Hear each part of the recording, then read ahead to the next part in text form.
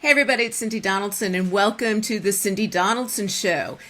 You are in the right place if you are feeling stuck in your life, stuck in your career, just knowing that there's something better out there and you don't know how the hell to get there.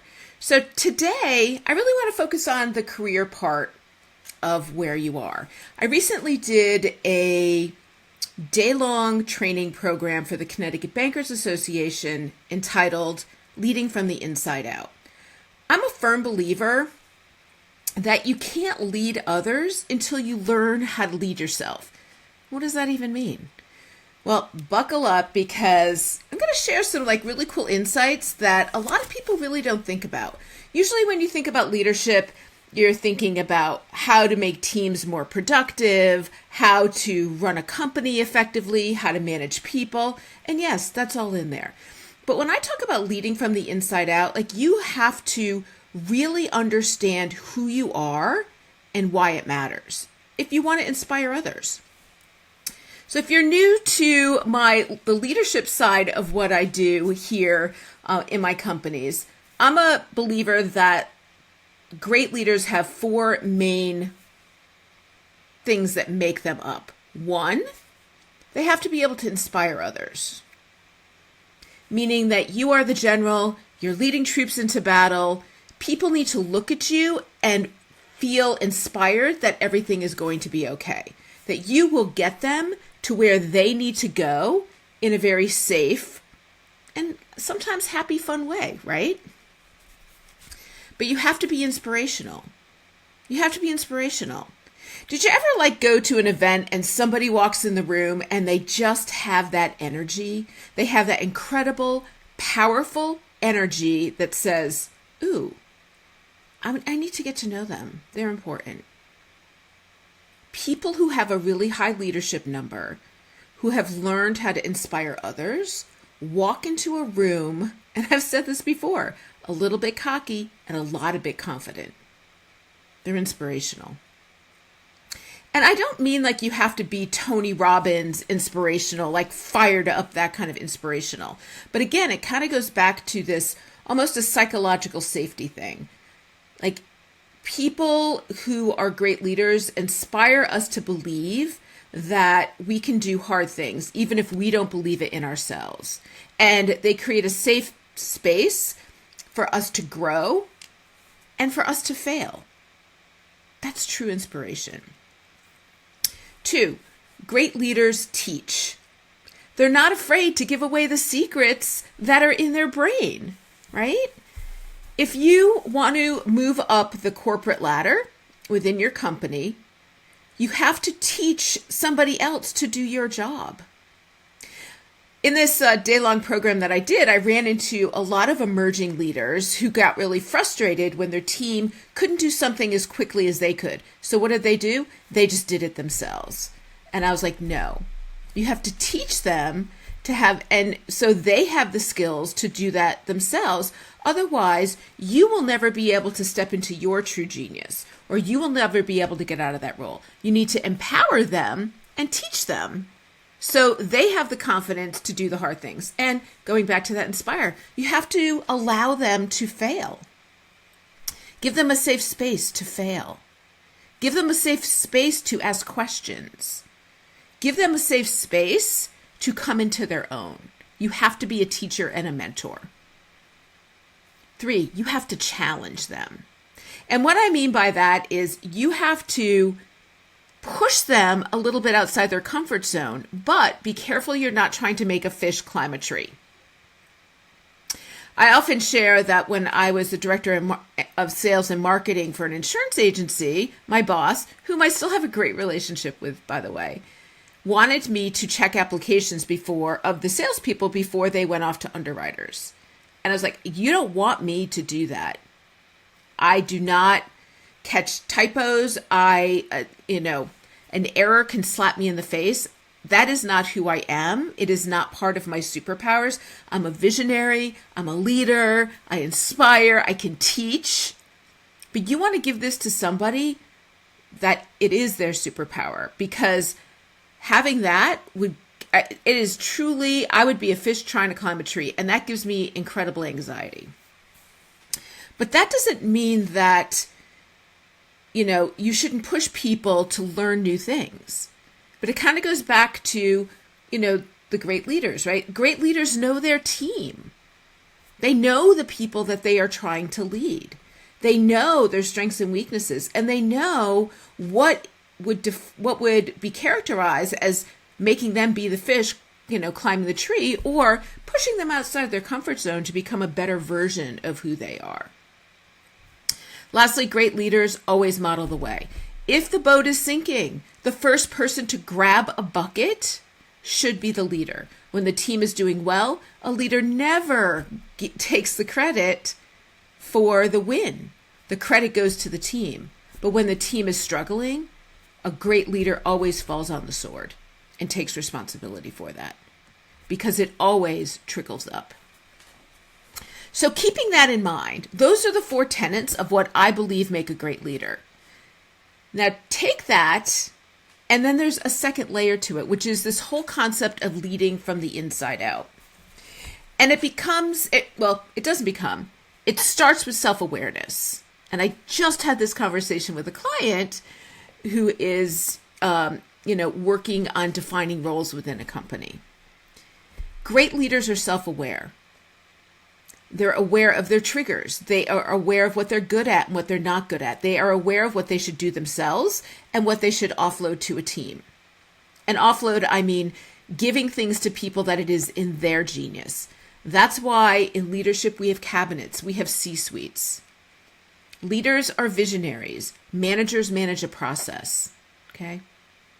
True leaders inspire others to take action, inspire them to believe that they can do hard things, right?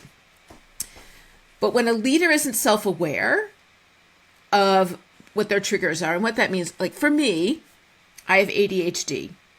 A triggering thing for me is when people aren't moving quickly enough, and I get very frustrated. So one of my earliest leadership big fails was thinking that somebody could do something as quickly as I am if it was in my genius. So I can write very quickly. I can create content very quickly. It is just my superpower. I don't need 5 hours to write an article. Okay? But I would get very frustrated when somebody on my team would take 5 hours to write an article, when in fact, an average normal person, it would take that long. Now, there were other things that my staff could do very quickly that would take me 5 hours, but being self-aware of that and not getting reactionary over it. So now I have to step back and I put my empathy hat on and say, okay, is this something that I need to really help my team with? Do they not understand the assignment? Do they need extra resources? Or is it something that they just need to take 5 hours because that's what it needs to be? But you have those conversations. You figure out why something is taking longer than you think, and then you assess. Do they need more help? Is it something that, am I trying to make a fish climb a tree here? So the self-awareness is one of the first tenets of leading from the inside out. You have to know who the hell you are and why it matters. You have to know also your personal mission, vision, and values. What makes you up? Because if you have people on your team who do not align with your mission, vision, and values, you will always struggle. You will always struggle. Your C-suites, if you are the CEO, your C-suites in a large company need to absolutely 100% drink your Kool-Aid and compliment you at the same time. Number 2 is emotional intelligence. Now, we've been talking a lot about empathy. Emotional intelligence is far more important than like an IQ. So EQ trumps IQ 100% of the time when it comes to great leadership, and is probably the second most important thing of leading from the inside out. You have to be able to put yourself in your team's shoes, but not necessarily from your point of view, from a point, like you truly have to get in their head in that space for where they are in their life. So it's not like, what would I do in that situation? But really try to understand what they're going through in this situation where they're struggling. What's important to them? What are their mission, vision, and values? What do they want this outcome to be if you're working on a project and you're struggling? Like, you need to understand that, because everybody is motivated differently. Everyone learns differently. And emotional intelligence is truly identifying how people think, how people learn, how people act, and honoring that we were all different. Now, I'm paraphrasing that. There's novels upon novels about emotional intelligence. I'm kind of giving you the cliff notes here. But if you've ever been described as a narcissistic leader and you don't have respect of people on your team, you're struggling to get them to see your vision, self-awareness, and check in on your emotional intelligence. Are you truly understanding how your actions are affecting your team? If you are going through a merger and acquisition and you have to bring a team through change, you have to understand how you show up is going to affect everybody else. Which kind of leads me into the next one, which is energy management. If you go into the office every day as Eeyore, you're not going to have a team of Tiggers. You are going to have a team of Eeyores. If you are going into a situation and your team feels that you're incredibly stressed, they will adopt that stress level. Again, great leaders inspire. Great leaders inspire. And your job as a leader is to give a safe place of emotional and psychological safety and let your team know that you've got their back. So if you're going through change, you need to be able to say and be honest and say, hey, I know this is going to be hard for some of you. And I know some of you are really going to struggle. My door is opened. I'm going to help you through it. We've got this. And you need to be optimistic and positive. And if you're not optimistic and positive about it, then that's a conversation that you have with upper leadership. You need to make sure that if you're a middle manager, that you're aligned with upper leadership. If not, then that might be a sign that it's time to find a new job. If you're the CEO and you are leading people through a massive change, your energy here is critical. You have to be inspiring. You have to be, you are leading your troops into battle. They need to know it's going to be okay on the other side. And they need to make sure on the alignment, which is our next thing. Leading from the inside out means that your inner mission, vision, and values aligns with the greater purpose of your team, the greater purpose of people above you. That alignment is critical. You cannot fake this. You can't fake authenticity. You can't fake alignment because people will sense that. Human beings are actually quite smart and quite intuitive. And we've all been around people who have said things that didn't really align. And what I mean by that is you have to say what you mean what you say, and act accordingly. Because actions trump words. Actions always trump words. Do what you say you're going to do, and just, if you say you're going to do something, you got to show up and do it. So don't tell somebody on your team that you're going one way and then you go another way. Like, that's not how it works. You have to be authentic, which is the next one. You have to show up as the true, authentic you.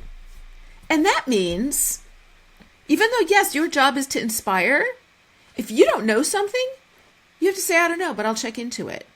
And yes, we have to show up with great energy, but that doesn't mean that you can't be honest and say, yeah, this is going to be tough for me too. But you know what? I know how to do hard things. I've done this before. Is it all going to be unicorns and fairy dust? No, but if we team together, if we rally together, if we combine our forces, we will get there. And I am always going to be here to answer questions, to help you, because that is my job. So authenticity is so incredible. Be you. Show up as you. People don't like fakes. They don't like fakes.